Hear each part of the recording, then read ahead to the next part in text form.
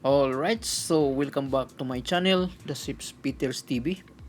And I would like to greet my subscribers and also my viewers. I hope you all guys are in good health. And for today's vlog, I would like to share my idea on how to repair this penetration pipe.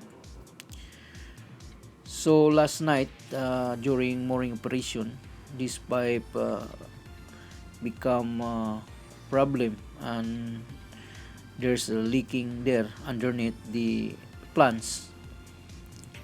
So this pipe is around 6 years. So even though this pipe is schedule 80, but the some portion that the rust is already taken out, then the pipe become thin and they cannot sustain the pressure of this pipe is around 250 bars. So that portion, that thin pipe, it will be burst and the oil is spill out. So we try to put some heavy duty clips, but it will can prevent only about 60%. So the 40% we cannot control. That's why we put some tin plates and rags and absorbent pads and oil booms in order to prevent not to getting overboard this oil, so that we cannot make some penalties, because once the oil coming to overboard, it will be prohibited by marples.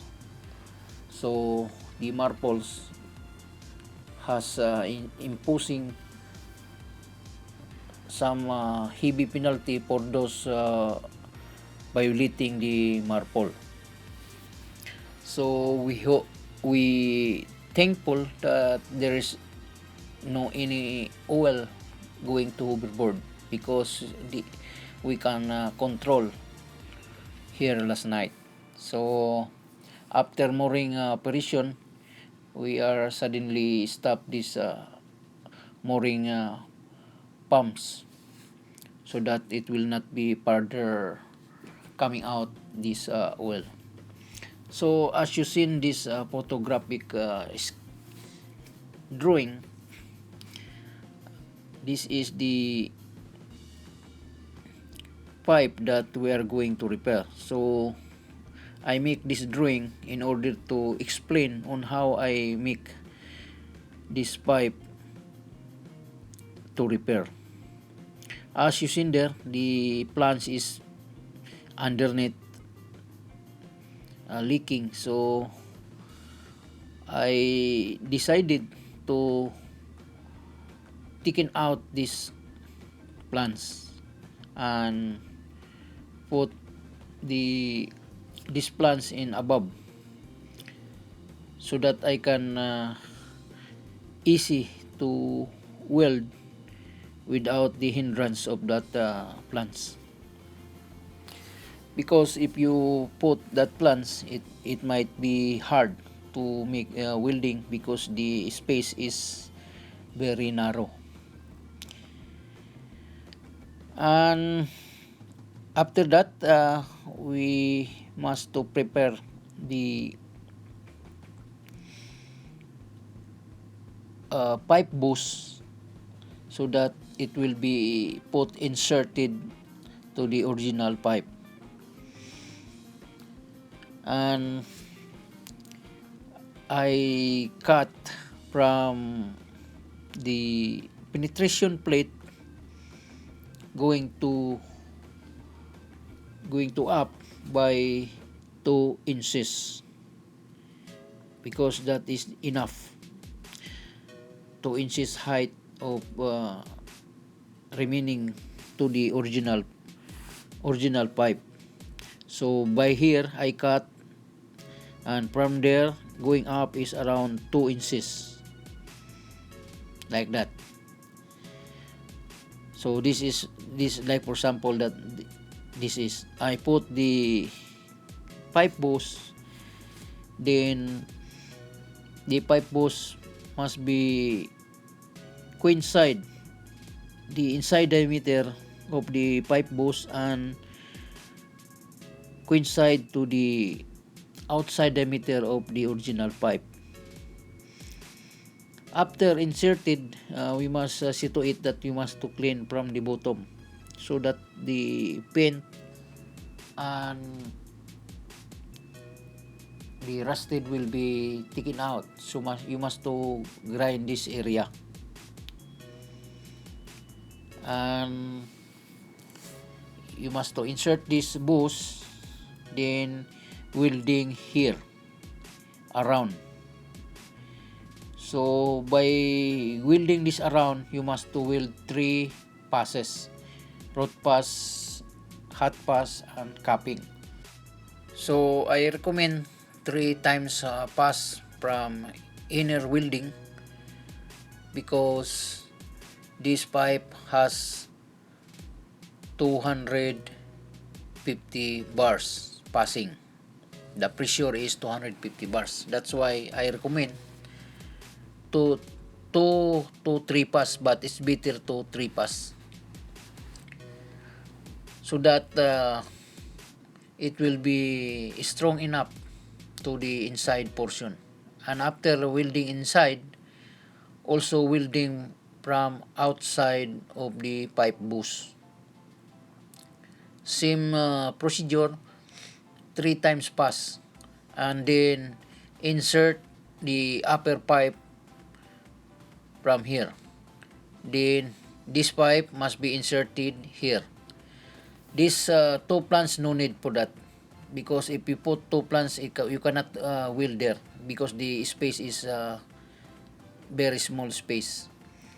And after inserting this pipe, you must to weld 3 times.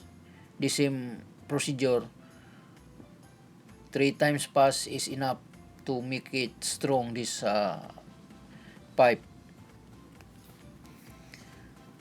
from here. So also there 3 pass, also down 3 pass. So this 3 portion of welding you must to put or apply 3 times pass welding, so that the recovery of this pipe it comes to 97 to 98%. So the only 3% only chance of leaking.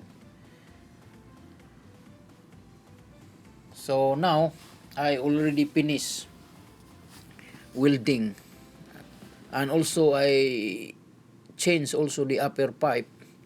As you seen there, this is new pipe now. This have 90 degrees on the top, and I put only 1 plunge from down instead of 2. I put only 1 so that I can welding properly to the insert boss. Because if I put this additional plants, seem like before is very hard to weld. So I recommend only one plants is enough. So we try now to start the mooring winch pump, and we set up to maximum pressure in order to make it testing this new installation pipe. And I will suggest you, if you want any information, you want to learn anything, please subscribe Ships Fitters TV. So after 10 minutes starting, and now there's no sign of leaking, and our pipe is successfully done, and we are satisfying of our repair for today, that our plan has been successful. Alright, so after pressure test this pipe, and we found out that there is no leaking, and then we apply the primer paint to this pipe. So that's all I can share you for today. I hope that you will be subscribe my channel so that I can give more video for those newly fitter on board. So this channel is for us like fitters, welders, even you are in land job that you are like to work on ships. So this is your channel and repairing channel that you can get my idea on what is the fitter job on board. And thank you very much.